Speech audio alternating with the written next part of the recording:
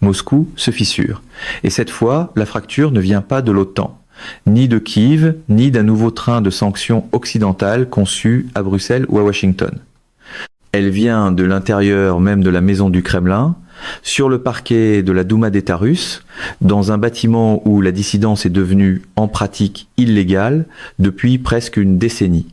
Un événement s'est produit et il a envoyé une onde de choc dans les services de renseignement de l'Anglais à Londres.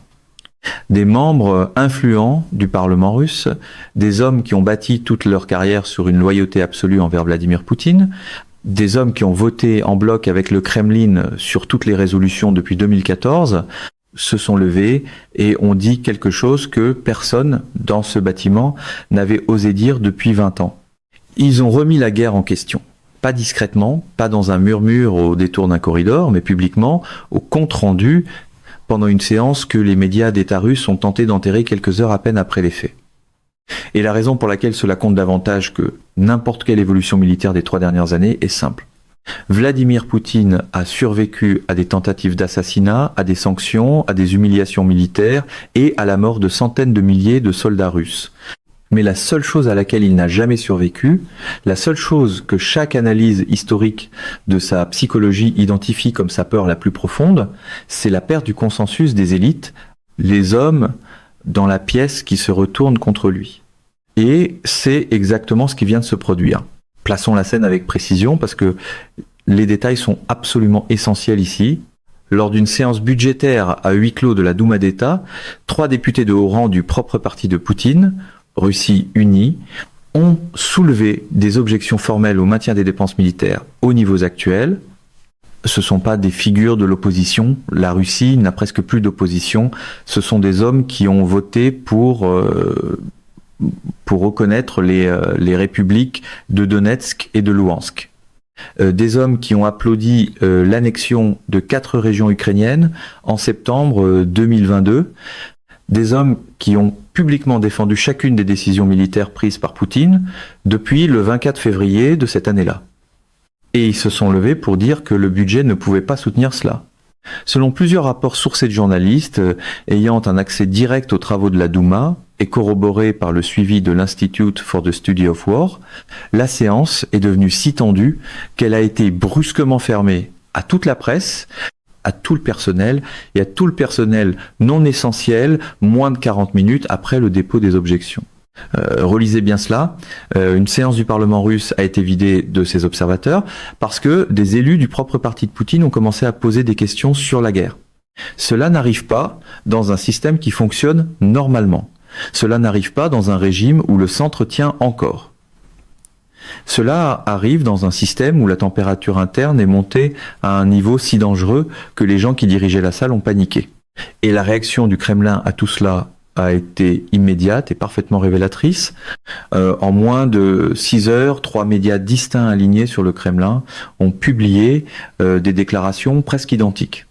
Ils décrivaient la séance comme routinière, les discussions budgétaires comme une révision procédurale normale et les députés concernés comme pleinement engagés envers l'opération militaire spéciale. 3 médias différents, un langage presque identique en moins de 6 heures. C'est pas du journalisme, c'est de la dictée. Et cela a prouvé tout ce que le démenti cherchait à cacher. Vous vous demandez peut-être pourquoi est-ce important que quelques politiciens russes se plaignent d'un budget. Les politiciens se plaignent des budgets partout. Voici exactement pourquoi cet événement précis venant de ces hommes précis, dans ce bâtiment précis, représente le signal politique le plus dangereux reçu par Vladimir Poutine depuis que les chars d'Evgueni Prigojine ont roulé vers Moscou en juin 2023. Tout le système de pouvoir de Poutine ne repose pas sur la popularité. Il ne repose pas sur l'idéologie. Il ne repose même pas uniquement sur la peur. Il repose sur ce que les politologues russes appellent le sélectorat, le petit cercle d'élite, d'oligarques, de chefs des services de sécurité, de commandants militaires, de gouverneurs régionaux et de dirigeants parlementaires qui soutiennent collectivement le régime en échange de richesses, de protection et d'accès au pouvoir. Tant que ce sélectorat reste uni, le système tient. Tant que les hommes dans la pièce croient qu'appuyer Poutine est plus profitable que s'opposer à lui, la machine continue de fonctionner.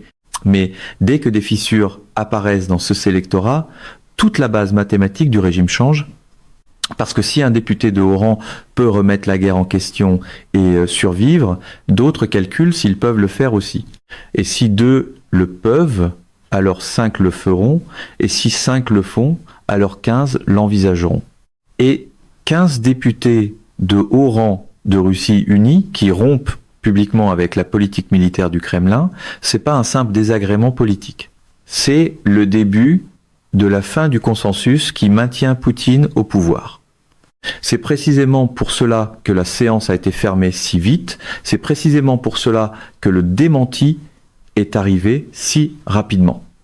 Et c'est précisément pour cela que les services de renseignement occidentaux traiteraient ce développement comme un signal d'alerte politique de catégorie 1.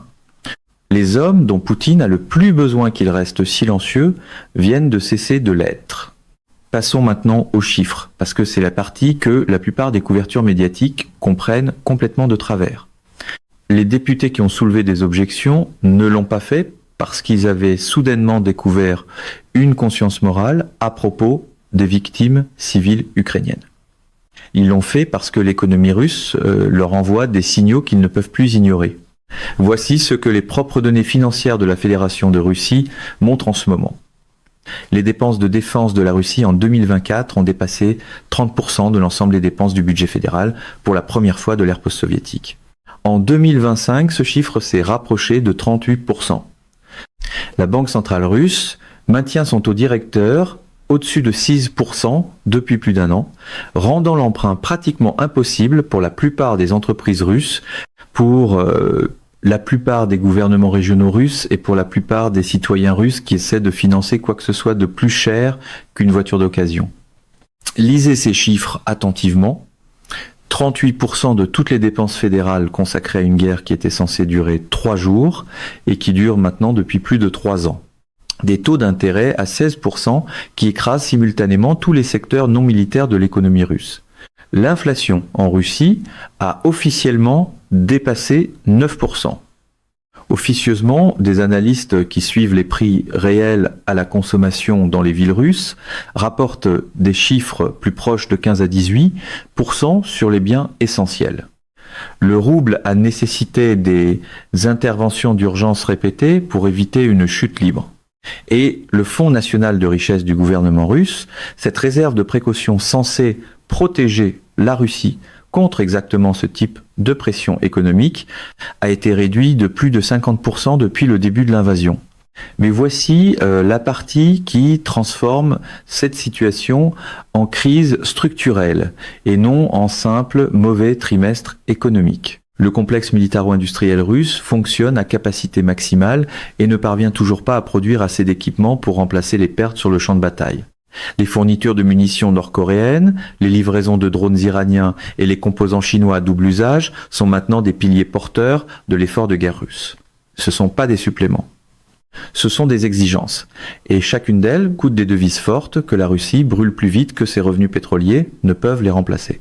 Les députés présents dans cette séance de la Douma comprennent tout cela parce que leurs électeurs régionaux le vivent. Les usines de leur district convertis à la production militaire font travailler les ouvriers 12 heures par jour, 7 jours sur 7, sans produire de biens civils en retour. Les petites entreprises de leur district meurent à un rythme jamais vu depuis les années 1990. Les jeunes hommes de leur district ne rentrent pas à la maison et les députés ont fait le calcul. La guerre, dans sa configuration actuelle, n'est pas économiquement soutenable. Et les choses insoutenables finissent toujours par s'arrêter. C'est la partie que presque personne dans les médias occidentaux ne couvre avec la profondeur qu'elle mérite. Parce que la séance de la Douma n'a pas été le seul signal cette semaine. C'était le plus fort. Mais il y a d'autres noms, d'autres mouvements, d'autres signaux qui se produisent en même temps et qui, ensemble, dessinent le portrait d'un régime soumis à une pression interne bien plus forte que ne l'admet le récit officiel. Le premier nom est Vyacheslav Volodine, président de la Douma d'État, et l'un des alliés les plus loyaux de Poutine dans tout le système politique russe. Volodine est depuis des années l'exécuteur parlementaire de Poutine. Son travail consiste à s'assurer que la Douma fonctionne comme une simple chambre d'enregistrement. Le fait que la séance en question se soit produite sous sa surveillance, le fait qu'il ne l'ait apparemment pas arrêtée avant qu'elle ne dégénère, indique aux observateurs expérimentés du Kremlin l'une de deux choses. Soit Volodine perd le contrôle de sa propre chambre, soit Volodine a laissé cela se produire parce qu'il voulait que quelqu'un plus haut dans la chaîne voie à quel point la pression interne est devenue forte. Aucune de ces deux options n'est une bonne nouvelle pour Poutine. Le deuxième nom est Nikolaï Patrouchev, l'ancien secrétaire du Conseil de sécurité et l'un des architectes originaux de la stratégie russe en Ukraine. Patrouchev a été discrètement déplacé de son rôle au Conseil de sécurité en 2024 dans ce que le Kremlin a décrit comme une promotion. Les initiés l'ont décrit autrement. Patrouchev était devenu trop vocal en privé sur l'écart entre les objectifs initiaux de la guerre et sa trajectoire actuelle. Un homme qui avait contribué à concevoir l'opération était écarté parce qu'il demandait pourquoi elle ne fonctionnait pas. C'est le même schéma que nous voyons maintenant avec les députés de la Douma. Le système commence à faire taire ses propres architectes. Le troisième nom est Andreï Belousov, l'économiste que Poutine a nommé ministre de la Défense en mai 2024, dans une décision qui a stupéfié tous les analystes militaires russes. Belousov n'est pas un soldat, c'est un économiste. Et le fait que Poutine ait placé un économiste à la tête du ministère de la Défense vous dit tout sur ce que Poutine croit être désormais le problème central de la guerre. Ce n'est pas un problème de champ de bataille, c'est un problème de budget. Et le travail de Belousov consiste à trouver comment continuer à financer une guerre qui consume fiscalement l'État russe. Le quatrième nom, et celui-ci devrait réellement inquiéter tous les planificateurs de défense de l'OTAN, est Alexei Diumine, l'ancien gouverneur de Toula et proche confident de Poutine, qui a été nommé secrétaire du Conseil de sécurité en 2024. Diumine est largement considéré comme faisant partie du petit groupe d'hommes que Poutine pourrait voir comme successeur potentiel. Son ascension signifie que Poutine pense à la planification de sa succession. Et les dirigeants qui pensent à leur succession sont des dirigeants qui, en privé, ne sont pas certains de leur propre longévité. Lisez cela attentivement. L'homme qui dirige la Russie depuis 25 ans positionne discrètement des successeurs potentiels. Ce n'est pas le comportement d'un homme qui croit que son système est stable. Voici la question que tous les analystes sérieux se posent en ce moment.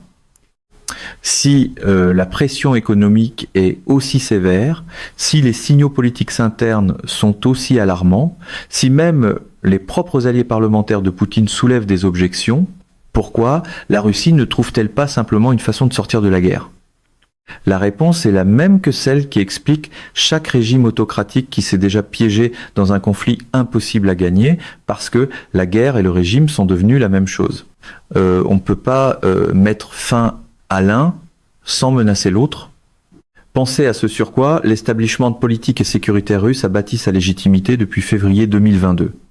Chaque oligarque qui n'a pas fui. Chaque général qui a continué à servir. Chaque gouverneur qui a envoyé les jeunes hommes de sa région au front. Chaque député de la Douma qui a voté pour chaque budget militaire. Chaque journaliste qui a appelé cela une opération militaire spéciale à la télévision en direct. Tous sont maintenant complices. Si la Russie sort de cette guerre sans obtenir quelque chose qu'elle puisse raisonnablement appeler une victoire, chacune de ces personnes devient responsable. Pas seulement politiquement, mais légalement, historiquement, personnellement. Les familles des morts demanderont pourquoi. Les régions économiquement vidées demanderont pourquoi.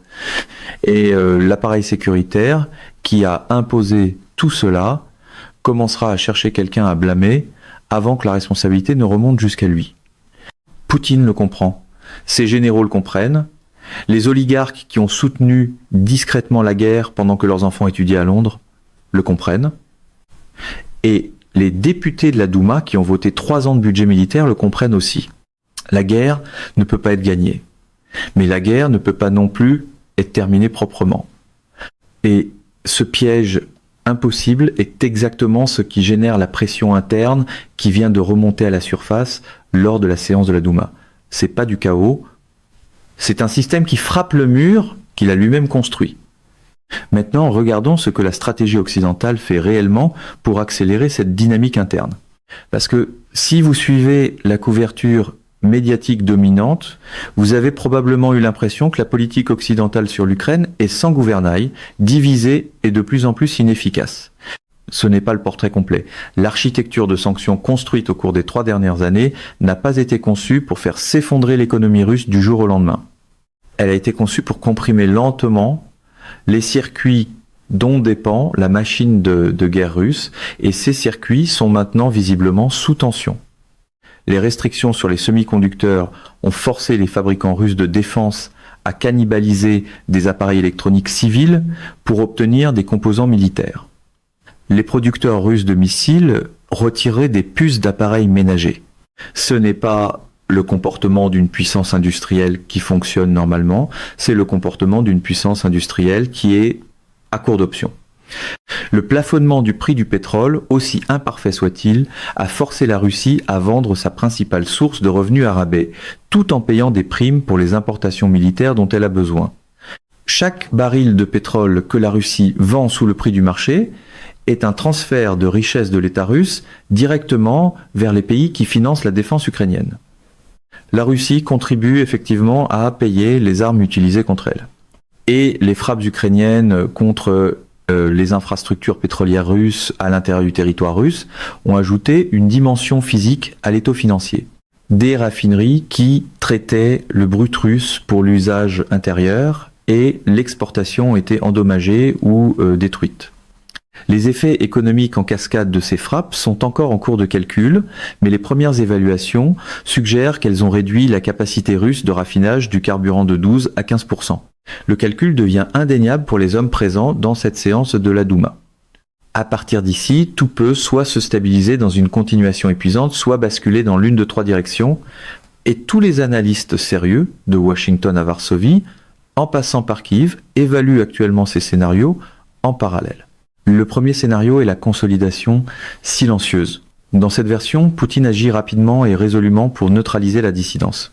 Les députés qui ont soulevé des objections reçoivent des visites privées de responsables du FSB. Leurs intérêts commerciaux font soudainement l'objet d'enquêtes fiscales. Leurs allocations régionales diminuent discrètement. Le message est livré sans confrontation publique et la Douma retrouve sa fonction de chambre d'enregistrement. Le régime survit à ce signal particulier mais devient plus fragile à chaque répétition du même schéma. Dans ce scénario, la guerre continue, la pression économique augmente et la prochaine éruption de dissidence interne sera plus importante que celle-ci. Le deuxième scénario est la porte de sortie négociée. Dans cette version, la pression interne issue de la séance de la Douma, combinée aux données économiques que Belousov transmettrait à Poutine en privé, convainc le Kremlin qu'une négociation permettant de sauver la face est plus survivable qu'un effondrement économique continu. Des communications en coulisses passent par des intermédiaires tiers, la Turquie, la Hongrie et les Émirats arabes unis. Elles produisent un cadre permettant à la Russie d'affirmer qu'elle a atteint ses objectifs fondamentaux tout en acceptant discrètement une ligne de conflit gelée. Poutine présente cela comme une victoire. La guerre s'arrête temporairement. Les gouvernements occidentaux débattent de l'opportunité d'accepter la pause ou de pousser l'avantage. Ce scénario est le plus susceptible de produire une réduction de la violence à court terme, mais aussi le plus susceptible de produire une reprise du conflit dans 5 à 7 ans. Le troisième scénario est celui que personne ne veut modéliser, mais que tout le monde doit envisager. L'effondrement interne avance plus vite que les mécanismes de consolidation ne peuvent réagir. Une deuxième séance de la Douma, enhardie par la première, produit une confrontation plus publique. Des gouverneurs régionaux commencent à se coordonner en privé. Un haut responsable de la sécurité, placé devant le choix entre sa survie personnelle et sa loyauté continue, fait un mouvement. Cela ne ressemble pas à un coup d'État spectaculaire avec des chars sur la place rouge. Cela ressemble à une série de démissions discrètes, à des problèmes de santé soudains chez des responsables clés et à des signaux contradictoires venus de différentes parties de l'appareil sécuritaire. Et dans cette fenêtre de confusion et de centres de pouvoir concurrents, l'erreur de calcul devient le danger principal, pas l'escalade délibérée. Erreur de calcul, le mot le plus dangereux du vocabulaire nucléaire. Ramenons cela directement à vous, parce que tout ce qui est décrit ici n'est pas de la géopolitique abstraite. Les prix du gaz naturel en Europe sont restés élevés à des niveaux de 40 à 60% supérieurs à leur référence d'avant-guerre pendant plus de 2 ans. Chaque facture de chauffage en Allemagne, en Pologne, en France et au Royaume-Uni porte l'empreinte de cette guerre dans son montant final. Chaque hausse des coûts de fabrication, chaque billet d'avion plus cher, chaque chiffre d'inflation alimentaire dans les pays qui dépendent des exportations agricoles ukrainiennes ou russes remonte à la décision prise à Moscou en février 2022, décision qui se fissure maintenant de l'intérieur. Au-delà de l'économie, il y a l'architecture de sécurité. 5 États membres de l'OTAN partagent des frontières avec la Russie ou le Bélarus. Chaque développement politique à l'intérieur de Moscou modifie directement le calcul de menaces pour ces pays. Une Russie instable de l'intérieur n'est pas automatiquement une Russie plus sûre. Un régime sous pression prend des décisions différentes d'un régime confiant. Et un État doté de l'arme nucléaire, dont le consensus interne se fragmente, exige un niveau d'attention complètement différent de la part de chaque planificateur de défense de l'OTAN. Ce n'est pas la crise de quelqu'un d'autre. C'est la question de sécurité déterminante de cette décennie, et elle se décide en ce moment dans les couloirs de Moscou. Voici la chose la plus importante à comprendre sur ce qui se passe en Russie en ce moment. Chaque système autoritaire qui a déjà atteint ce moment précis, le moment où le sélectorat interne commence à remettre publiquement en question le projet central, s'est terminé de l'une de deux façons. Réforme ou effondrement, il n'y a pas de troisième option dans l'histoire. Il n'y a que la question du temps nécessaire pour que l'espace entre la première fissure et la rupture finale se referme. L'élite soviétique a commencé à perdre foi dans le projet central des années avant 1991. Les signaux étaient là, dans des conversations privées, dans des objections économiques discrètes, et chez des responsables qui avaient cessé de croire les rapports qu'ils rédigeaient. Le système a conservé sa forme pendant des années, après que le consensus interne avait déjà disparu. Puis, il ne l'a plus conservé. Ce que nous observons en Russie en ce moment n'est pas identique à 1991. Poutine n'est pas Gorbatchev. Le FSB et la Rosgvardia sont plus brutaux que leurs prédécesseurs soviétiques sur des points clés. Le système dispose de plus d'outils pour réprimer la dissidence que l'État soviétique tardif. Mais la dynamique fondamentale est la même. Quand les hommes qui ont bâti le système commencent à calculer en privé que le coût de son maintien dépasse les bénéfices d'y appartenir, les jours du système sont comptés. Le calcul peut prendre des mois, il peut prendre des années. Mais une fois qu'il commence, il ne s'inverse pas. Et lors d'une séance de la Douma d'État russe, enregistrée, documentée et maintenant connue des services de renseignement de toute l'Alliance occidentale, ce calcul vient de commencer publiquement pour la première fois. Alors voici les questions qui devraient définir chaque conversation sur la Russie pour le reste de cette année. Poutine agira-t-il assez vite pour faire taire la dissidence à la Douma avant qu'elle ne devienne un modèle que d'autres responsables se sentiront autorisés à suivre? La pression économique atteindra-t-elle le point où même les rangs intermédiaires du FSB commenceront à calculer leur propre stratégie de sortie personnelle? Et la question la plus importante de toutes, la fragmentation interne du consensus des élites russes se produira-t-elle assez lentement pour permettre une transition contrôlée ou assez rapidement pour créer la fenêtre la plus dangereuse pour la sécurité européenne depuis la chute du mur de Berlin? Parce que cette fenêtre, si elle s'ouvre, n'attendra pas que les gouvernements occidentaux aient fini de débattre de leurs réponses. Mesdames et messieurs, notre émission d'aujourd'hui s'arrête ici. Nous vous invitons à partager votre avis personnel dans la section des commentaires ci-dessous. Perspective politique vous salue et vous donne rendez-vous très bientôt